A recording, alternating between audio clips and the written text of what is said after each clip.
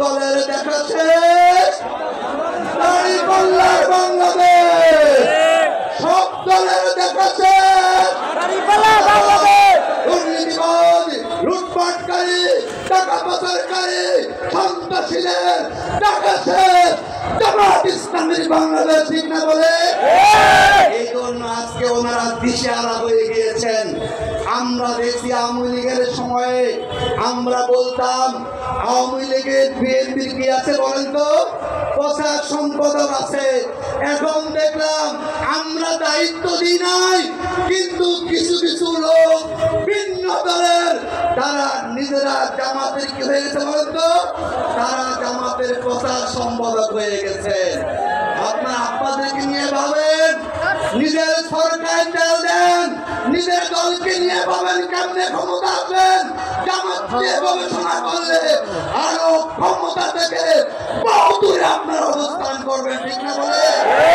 বাংলাদেশের মানুষ এখন নতুন বাংলাদেশে মানুষ এখন জামাতকে ক্ষমতায় দেখতে চায়, ঠিক না বলে?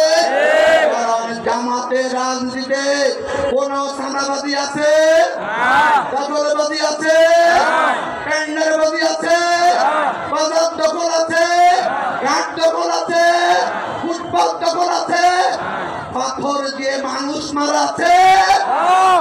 সুতরাং যারা এই বৈশিষ্ট্যগুলো ধারণ করেন তাদেরকে জনগণ ইতিমধ্যে প্রত্যাখ্যান করা শুরু করেছে। আগামী বাংলাদেশ হবে সাদাবাজ মুক্ত বাংলাদেশ।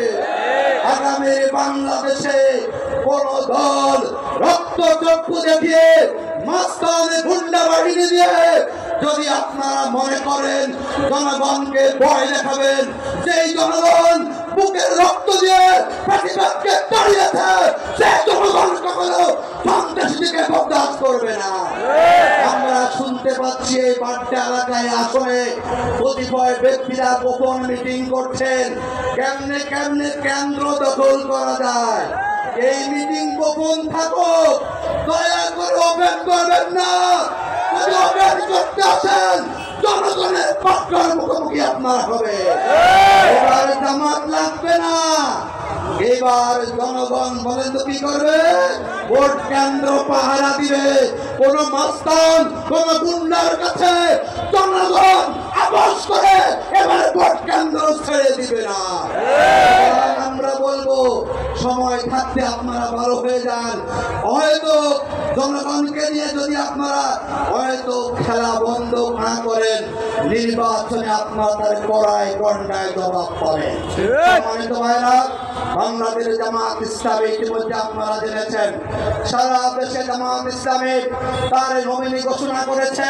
আলহামদুলিল্লাহ 5ই আগস্টের পরে বাংলাদেশের মানুষের কাছে এখন সবচেয়ে জনপ্রিয় সংগঠনের মধ্যে কি বলেন তো বাংলাদেশ জামাত ইসলামী।